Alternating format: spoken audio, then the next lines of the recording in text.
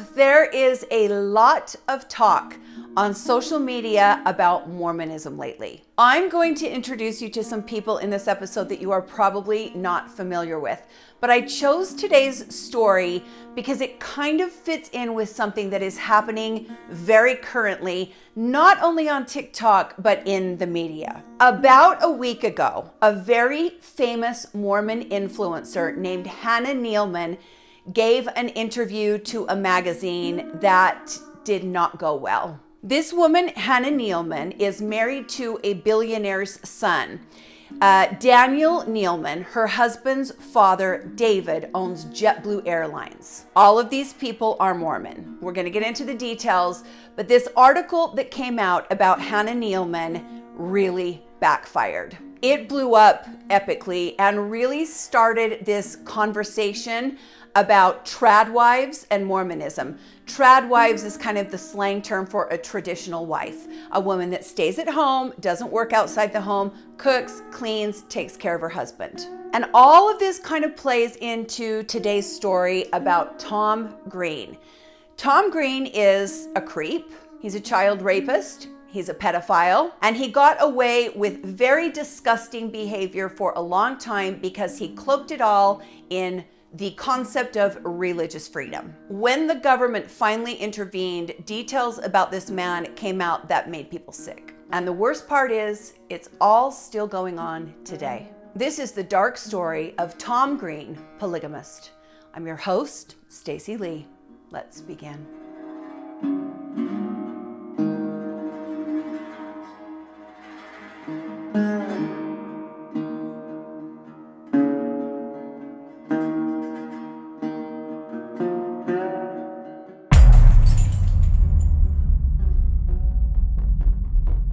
I'm at home going through my morning routine. I'm zipping through the headlines. I'm looking for things that have happened overnight. I'm always on the search for stories to bring to you guys, maybe something you haven't heard before. As I'm going through the news, I see a headline that Tom Green, the infamous Utah polygamist, has died at the age of 72 of COVID. Tom Green is a very well-known figure here in Utah. I wouldn't expect you to know who he is if you live outside of this culture, but he went to war with the government and he lost. Not because he went up against the government. I think it's a misnomer that if you go up against the government, you lose. He lost because he was in the wrong. Tom Green was born on June 9th, 1948 in Holiday, Utah, which is a suburb of Salt Lake City. His family was devoutly Mormon, and Tom was raised, as all devout Mormons are, to center his life around the teachings of the church. Now, if you're new here, I know you guys that have been with me forever get tired of hearing me say this. I was born and raised devout Mormon. Whenever I talk about Mormonism, it's only fair for me to say I was born and raised in the church. I left the church when I was about 38 years old in 2008. I'm 54 now, so I've been out of the church about 16 years. It would feel very weird to sit here and talk about Mormon issues without divulging that. It would not feel honest. And also, obviously, I think my experience in Mormonism brings me insight that most people do not have on these topics. When the new studio is done, as you can see, I'm still here in my little temporary studio. When the new studio is done, I am going to bring you the much requested episode talking about my journey out of Mormonism. I've been working on it for quite some time. It's been pretty emotional.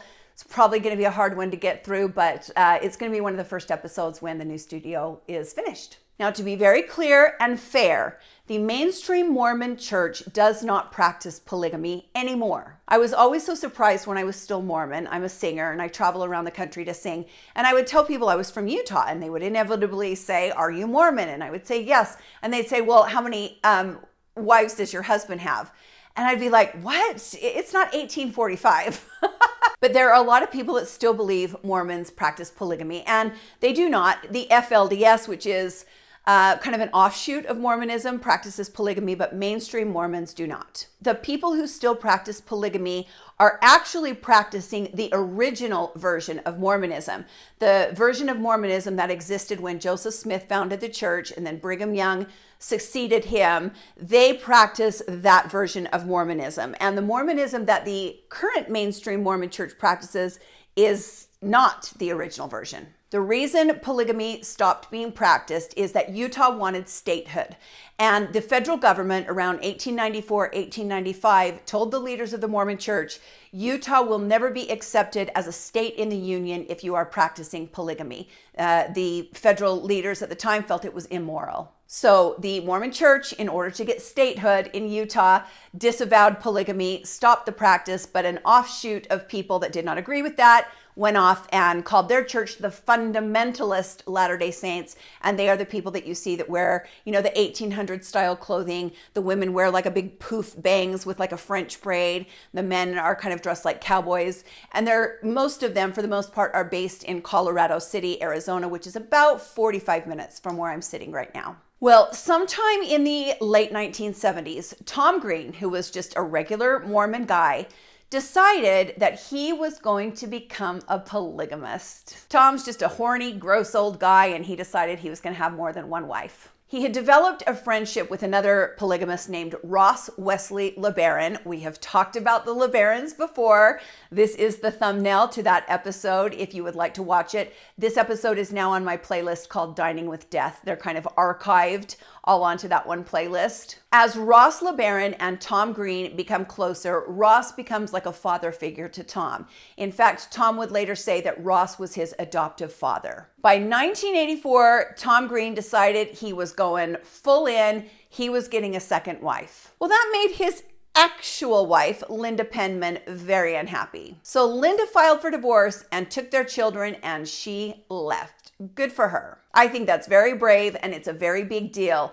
Divorce in Mormonism is not easy, especially back in 1994. Mormonism is not your religion. Mormonism is who you are. It is your identity, your whole identity. I do not think there is any way for me to overemphasize the control that the religion has over every aspect of your life. This is not church on Sunday and do whatever you want during the week. Mormonism affects what you eat, what you drink, what you watch on TV, the movies you watch, the media you consume, the clothing you wear, the people you associate with, even the underwear that's under your clothes. This is an all-consuming, high-demand religion. You are not Susan, the dental assistant that has 3 kids and also goes to church on Sunday. You are Susan, the Mormon, who also is a dental assistant and a mother. Mormonism comes first in your mind and in the minds of people you associate with. Every decision you make, every thought that crosses your mind, every decision from how to get to point A to point B, Mormonism and the Mormon doctrine comes first. Say you have a decision that you are not really sure of. What do? You pray and you go to your bishop. Your bishop is probably just the guy that lives down the street. Maybe he owns the Big O tires. Maybe he's a UPS guy. But he's the person that you asked for life advice. Like I say, it is impossible to overemphasize the way Mormonism reaches into literally every aspect of your life. Some people take to it. Some people love it. Some people like the peace that is brought by knowing all of the rules are laid out for you. And if you follow these rules, if you do A, you're going to get B. They like the peace of believing that when they face hard times, if they get down on their knees and pray or get a priesthood blessing, those hard times are going to be over with soon. And that there is a greater plan laid out for them. There is a lot of peace in that belief. When I tell you the strength that it takes to leave something like that, to leave behind the belief that everything is going to be okay, no matter what, as long as you follow the rules and do what is right, everything is always going to be okay. The fortitude and the animal instinct to free yourself from that is something I realize not everybody has. And I'm not trying to pat myself on the back here. It's the hardest thing you can even begin to understand. I don't think if you are not Mormon, you will ever understand what it's like to try and leave. Imagine the calm and the peace that is involved in knowing that you are supernaturally protected. One of my daughters told me that when she was a teenager, we were in Vegas one time in kind of a rough area. And there were some people that were making her kind of nervous. We were standing, I'm not really sure what we were waiting for, but we might have been in a little bit of a rough area, like maybe waiting for an Uber or something. And she said, I just pictured God putting a bubble around our family, and I just felt so warm and protected, and I just knew that everything was going to be okay. This daughter of mine is not Mormon anymore, and she knows that those things, those are things that your mind tells you, and it's very comforting at the time. But we have come to the understanding that those things it's a matter of faith. If you choose to believe in those things, I think it's great. If that brings you peace, that's great. I could not continue. But do you know how many times when I first left the church, I wished I could snap my fingers and go back to that? I can't even tell you how many times I woke up in a cold sweat in the middle of the night thinking like, I'm on my own. I am on my own. I've left. Like I'm out. And I wish I could snap my fingers and go back to not knowing what I now know. They say ignorance is bliss. And there were times in the beginning where I wished so badly that I could go back to not knowing what I know now. Years later, I would never make that choice. I would never in a million years even consider returning to that lifestyle. But there were times in the beginning where I would just sob. In a lot of ways, I lost everything. I didn't lose my kids, which is, of course, the most important thing. I didn't lose my husband or my family because I'm one of the lucky ones. A lot of people lose their family. But spiritually, I lost everything. Now, the reason that I bring this up is that it plays into the conversation that I've been seeing in this very recent situation on social media and online. A lot of people are saying, why don't the women just leave? I hope I have given you some sort of an insight into why. I hope what I have just said gives you a little bit of an understanding as much as possible as to why you can't just leave. That was the point of the story. Tom Green starts taking on wives from different polygamous sects, kind of buddies up to other polygamous men, and let's just call it what it is. They pimp these women out. Let's do away with the religious niceties. They're pimps. These guys farm out the women to their buddies and their friends. They pimp out their women. I've spent far too many years dealing with my own religious trauma to have any desire to tiptoe around this bullshit in the fear that I might hurt somebody's feelings. I'm not worried about hurting anybody's feelings. We're gonna call it what it is. These men trade in female lives. They pimp out these women who have been so indoctrinated and so brainwashed from the day that they were born, they know nothing else. It makes me angry, and it's happening right in front of our faces. Okay, now I'm going to veer off for a second, and we're going to talk about this controversy that's happening right now, and then the two things will come together. Hannah Neeleman. We could talk for days about Hannah Neeleman. Hannah is on TikTok. She has like 8 or 9 million followers, and she goes by Ballerina Farm. Why? Because she is literally a ballerina who is living on a farm. Hannah Neeleman is a Mormon woman who went to Juilliard. Do you know how hard it is to get accepted into Juilliard? Especially for dance. Do you know how many people try to get famous in the dance world? Do you know how many little girls take dance classes? It's not like playing the cello. I'm not taking anything away from cello players, but there's a lot less cello players than there are dancers. Hannah Neeleman is a beautiful dancer. You guys know I was a professional dancer. I taught dance. I've seen her dance. She is very, very talented. Not only is her technique impeccable, but she's got this very impish little porcelain doll quality to her that is highly prized in the ballet world. I mean, she's got what I definitely don't have. I'm boobs and hips and shoulders, and she's got this little tiny impish, elfish, fairy-like quality to her. So Hannah is working her way through Juilliard, and she's also involved in the pageant world. Pageants are a big deal in Mormonism too. We can talk about pageants on a different episode. And then she meets this man, Daniel Neeleman, who I am going to tell you without exaggeration is the most disliked man on TikTok right now. Daniel is the son of billionaire David Neeleman, who, like I said, owns JetBlue Airlines. All of these people I'm talking about are devout Mormon. So Daniel wants to start dating Hannah, and she says, you know, my life is kind of going a different direction. I live in New York. I want to get through Juilliard. But then a few months later, they kind of come back together, and oy vey, Hannah is competing for Miss New York. This is in 2011. And she competes for Miss New York, and she does not win.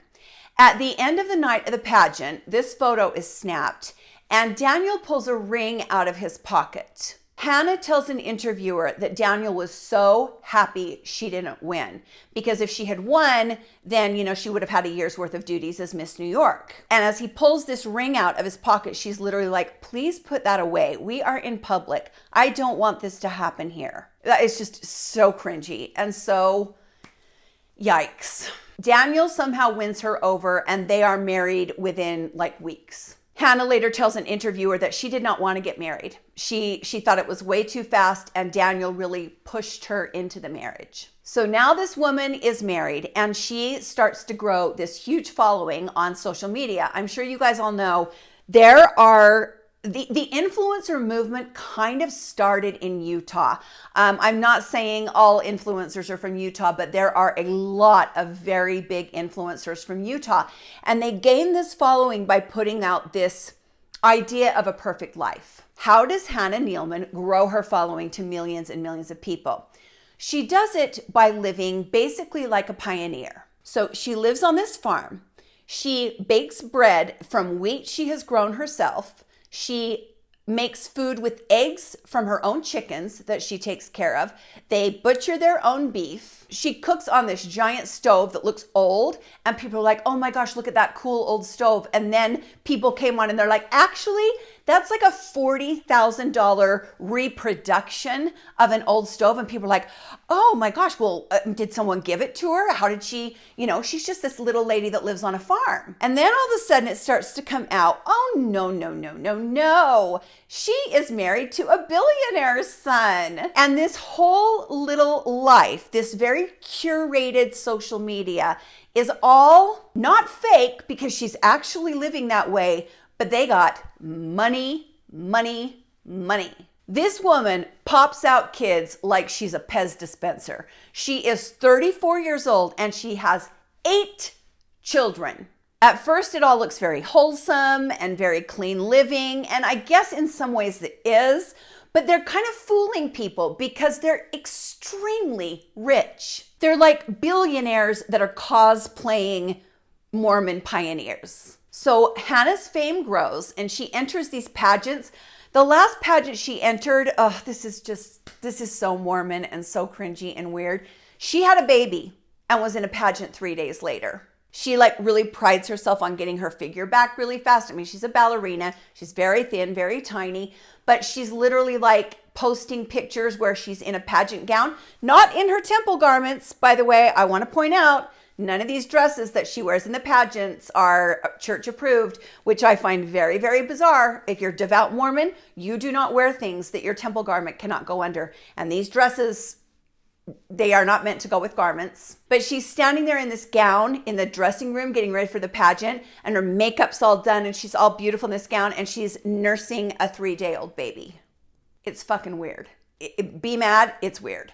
I'm sorry, I think old lady pageants are weird. I think grown-ups pageants are weird. It's my opinion. So Hannah's fame grows, and a couple of weeks ago, a reporter went out to the sticks of Utah to do an interview with Hannah. This article backfires in the most epic way. The reporter just flat out tells the truth. The reporter states that the entire family was involved in this interview that was really supposed to be about Hannah. The reporter says she cannot get an answer out of Hannah, that Daniel answers all of the questions for Hannah. He does not let her speak. She says the children are just climbing all over Hannah the entire interview. She can't get 5 minutes alone with this woman. Hannah tells the reporter that yes, they do have a house cleaning company that comes in and helps her clean, but despite what people think, she has no childcare help. She does not have a nanny. She doesn't have a night nanny when she has a newborn. She is raising these 8 kids out in the middle of nowhere in Utah on this farm by herself. She says to the reporter There are days where I am so exhausted, I fall into bed and I can't get out for a week. The reporter says this woman looks drained. This is a young woman that looks older than she is, and she just looks drained. Then she says the saddest thing of all. She says to the reporter, I wanted to be a ballerina. I was a good ballerina. That is heartbreaking. That breaks my heart. This woman is literally having the life sucked out of her by the religion and the culture that she is serving. So this article comes out a couple weeks ago, and all these people that looked at Hannah as such an inspiration suddenly feel very, very sorry for her. And then it got 1,000 times worse. It's Hannah's birthday. She turns the camera on to set up. She's going to open the birthday present that her husband Daniel bought for her. First of all, it's not wrapped. It's not in wrapping paper. It's a cardboard box. No effort has been made to make this package look special or even put a bow on it, nothing. So she's opening the cardboard box and she starts saying, it's tickets to Greece. I know it's tickets to Greece. I just want to go to Greece so bad. Her husband's dad owns an airline. She opens the cardboard box. It's not tickets to Greece. It's an apron. Her husband has given her an egg apron with little pockets sewn into it for collecting eggs in the morning. It was my birthday present from Daniel. Hoping they're tickets to Greece. Where's it from? I don't know, the boys took it off. I took it off. It's from Ukraine. So, plane tickets?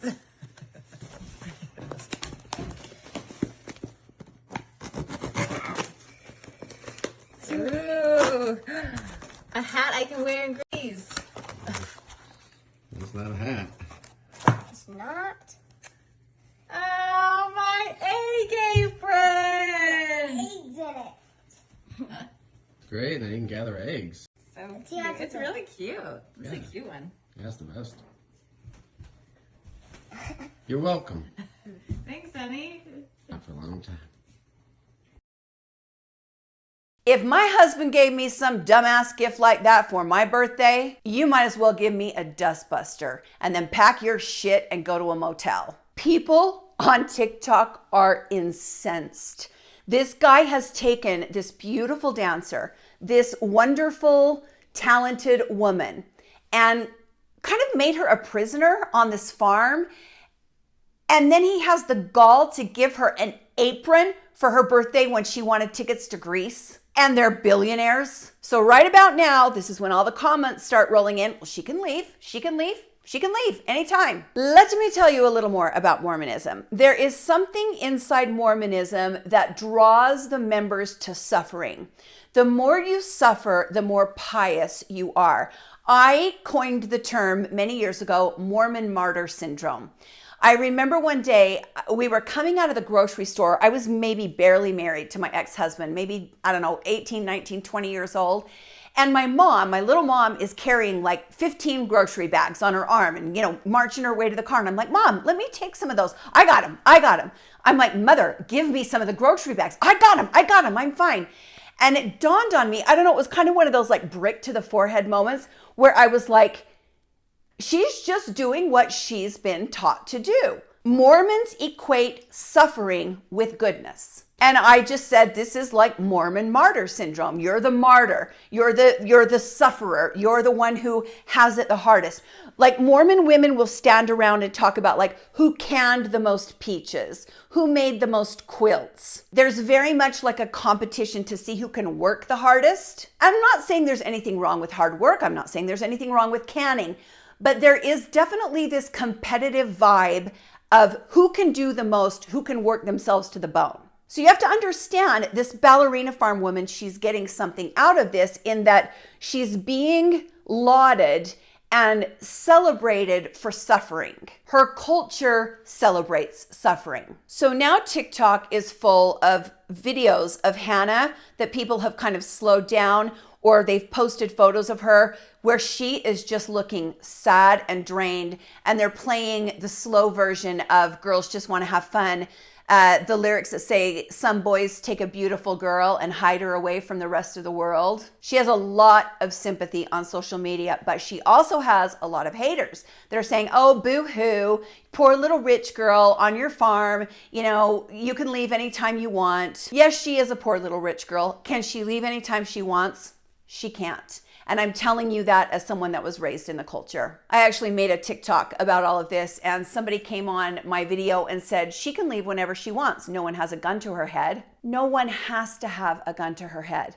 That's the whole point. No one has to hold a gun to her head. It's not necessary. Look, I cannot tell a man what it feels like to get kicked in the balls. A man cannot tell me what it feels like to feel a baby move inside your womb. And if you are not Mormon, you cannot tell a Mormon how easy it is for them to just leave. There are facts, and there are facts, and those three things are facts. So let's take this conversation and let's bring it back to polygamy. Whenever I talk about polygamy or post about polygamy, I get a lot of comments saying these women can leave, these women are free to leave at any time. No, they are not. And even though Ballerina Farm, Hannah Neeleman might be married to the son of a billionaire and have this, life where she doesn't have to worry about money or anything, she is in some ways as much of a prisoner as the women who are trapped in polygamy. And that's the focus I want to bring to the forefront today. That's the topic I want to bring to the forefront today. Women are very much treated as a commodity in high demand religion. Women that are in that religion will tell you that's not true. They're very happy to be there. They're in love with their religion and their savior, and that's great. If that is their mindset and they truly feel at peace, I am a big believer, as long as you are not hurting anyone else, you can do whatever you want. My issue comes in because there are people that are hurt by that religion, people like me. My brain is not wired to be a Mormon. And I spent a lot of years being very, very unhappy. I'm not going to do this today. And having to claw my way out of something I never agreed to be a part of. My freedom and my free agency was taken from me. And I want to talk about these women because their free agency is taken from them. Tom Green begins to collect wives from these different polygamist sects, and he moves his little harem into a trailer park. He's living in this mobile home park in Sandy, Utah, which is a suburb of Salt Lake City. And then he ends up getting evicted. There were problems with claims, there were too many people living in the trailer park, some issues over money, and they end up getting evicted. Tom gets some money together and he purchases 15 acres of land for $30,000. He's kind of out in the West Desert. I don't know if it was like clear towards Tooele, but it was in that general area. And he calls the place Green Haven, because he's Tom Green and he's an egomaniac. So, Green Haven. Where do the egos come from on these men? Where do the egos come from? This is not an exceptional man. This is not a handsome man. This is not an attractive man. This is not a man of great accomplishment, yet he's got this huge ego. Where does it come from? He is such a mediocre man. And I think that is just further testament as to how brainwashed these women are. They don't have exposure to the real world. They don't know what an exceptional man is. Let's talk about the group called Tapestry Against Polygamy. I would say around 1995 or 96, I started to have some real misgivings about my first husband. He's 5 or 6 years older than I am. I got pregnant when I was 17. He was like 23. I married him because that's what you do in a small town. My ex-husband is a nice person. He's a good father, but we are not meant to be together. And during this time, I started to develop kind of my own thoughts and my own mind. I was 24, 25 years old, and he had a little bit of a problem with that. But my rebellious nature, I wasn't ready yet to examine my Mormonism, but I was ready to examine the people I thought were the enemy to Mormonism, and those are polygamists. Surprisingly, Mormons and polygamists don't really mess with each other. The Mormons think polygamists give them a bad name. So I get introduced to this woman named Rowena, and she runs this group called Tapestry Against Polygamy. Rowena is a former victim of polygamy. She was born into the FLDS cult, and her and 2 other women had formed this charitable group. What the group did was send communication to women that are inside the compound. And when I tell you Colorado City is a compound, it's a compound. If you start driving through the neighborhoods in Colorado City, a sheriff will very quickly pull you over and ask what you're doing there. The sheriffs are all in the cult, everything there, the mayor, the government, everything's run by the cult. So Rowena developed this network. She had connections inside polygamy, and she would get messages to women inside and tell them, I'm here to help you get out. If you want out, I will get you out. And then if the women wanted out, it was scary because sometimes the women would tattletale on, the communications. But a lot of times the women were able to get messages back to Rowena saying, I want out. Then Rowena would get word to them, this is where the black cars will be there. She had like these black Suburbans or vans. I can't remember. The cars will be parked here at this date and this time. And then in the middle of the night, these women would prepare. They would know the day and time. They pack their suitcase, a little bag, just what they can carry. They sneak out of the house in the middle of the night and they would run to these cars, sometimes with people chasing them.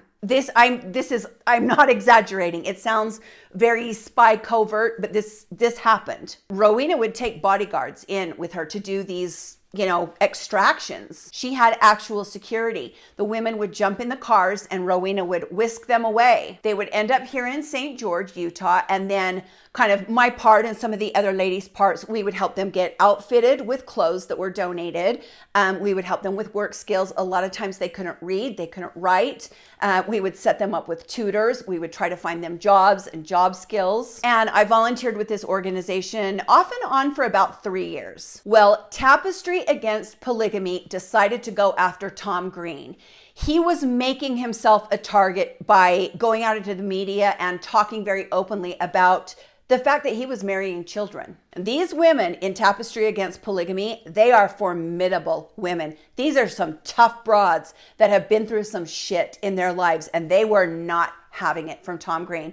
I think Rowena has passed on, bless her heart, but these are not women you want to mess with. So Rowena and her group go to David Leavitt, who is the Juab County prosecutor. In Utah, we don't have district attorneys, we have county prosecutors. I talk all the time about how my dad was the Iron County prosecutor in Cedar City for 8 years. These women with Tapestry Against Polygamy have proof of what Tom Green is doing, and they are telling David Leavitt, we want him prosecuted. So David Leavitt goes over the proof that they have, and he realizes there's a problem, and he files charges against Tom Green in 2000. David Leavitt goes public, and he tells reporters and media outlets, when you guys find out what is going on with this sick old gargoyle, you're going to be repulsed. Now, for whatever reason, we talk about this a lot. You know how some stories get picked up and they just turn into like the biggest story ever, and some stories don't get picked up at all?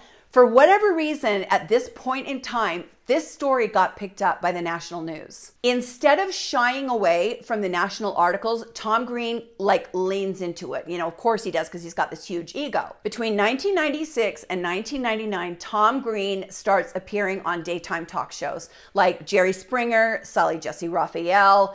You remember all those. Tom Green loved publicity. He loved attention. Then in 1999, he goes on Dateline.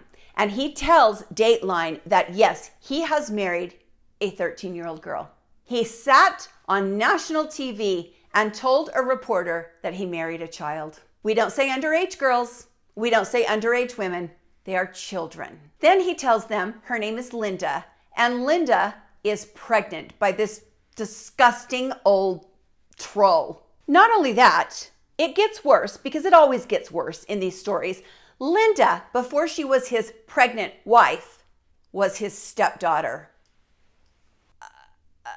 I could throw up. Prosecutor David Leavitt has all he needs. He has proof that this man is marrying children and impregnating children. In the articles I read, it said underage girls. Nope, we say children. But the prosecutor starts to dig around and he finds a gold mine. Tom Green has been committing the most egregious welfare fraud for years and years. And sadly, because the government cares more about that than they do child rape, they really had a case against him. Tom Green has a scheme. He marries these young women on paper, he impregnates them, and then he divorces them on paper. What does that mean? That the young woman is now a single mother and she is entitled to single mother benefits. They are receiving welfare payments from the government because they are single mothers. People want to sit and scream and yell about illegal aliens and the welfare benefits that they're getting. That has never happened. Illegal aliens do not get welfare benefits. There are some very rare instances where children are eligible for food stamps if their parents brought them to this country or they were born in this country. And you know what? If you have a problem paying $20 a year to feed a hungry kid, you and I can't really be friends. Illegal aliens do not get welfare benefits. Do you know who's getting the welfare benefits? Americans who are working the system. That's who we need to be mad at. The people who are robbing us of tax dollars are people like Tom Green and other lowlifes that have found ways to steal from the system. There's something else. If you've ever watched the show Escaping Polygamy, it's on, I think, TLC or Discovery. I don't watch it because I live this and it gets my blood pressure up and I'm an old bitch. I can't be having that. But if you watch that show, you will notice, if you drive out by Colorado City, you will notice that a lot of the houses are unfinished. So there's people living in them, but there's like a side of the house that's not finished. Well, that's because until the government cracked down on this, if your house was unfinished, you didn't have to pay taxes on it. So these pligs would live in these houses for decades with one little section of the house unfinished, so they didn't have to pay taxes on it. I'm pretty sure that has changed, but it's a whole big scam. They're scam artists. David Levitt uncovers the fact that Tom Green is raking in like $40,000 a year on welfare benefits alone, and that does not include food stamps or the tax breaks that he's getting. So David Levitt has Tom Green arrested. His trial begins on May 14th, 2001 in Provo, Utah. Reporters from all over the world descend on this courthouse. For whatever reason, this story just really took off.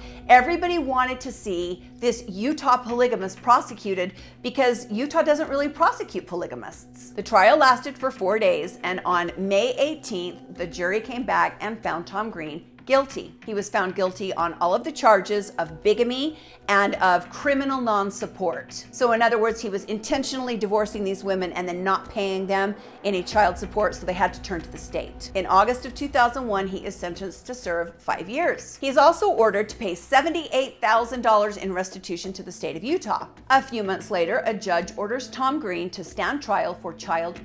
In June of 2002, he is found guilty of that crime, first-degree child, which is a felony. He's sentenced to 5 years in prison on that charge. I think 5 years is a paltry sentence for such a horrible thing. He tries to appeal in 2004. I actually found the filings themselves and read through the documents. In the end, the court finds that Utah's bigamy statute does not violate Tom Green's religious freedom. That's his argument. Polygamy is my religion. Oh, I should be able to have sex with children because it's my religion. That's never gonna fly. Never gonna fly. All of the people that talk about, well, if we allow gay marriage, then people are gonna start marrying children.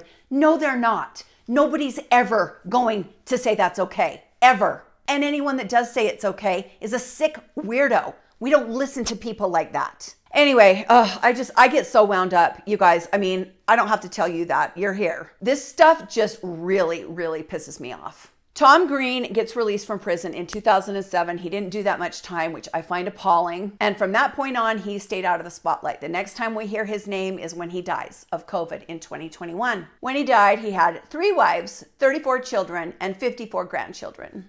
Who's supporting all those people? Who's paying all those people's bills? You think those polygamous women are out working? You're supporting them.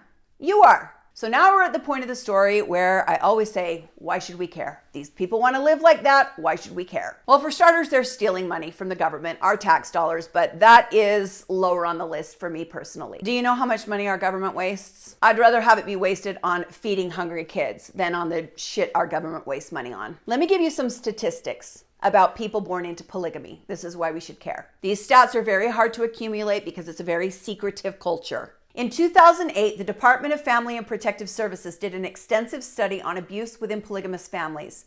The study was titled The Yearning for Zion.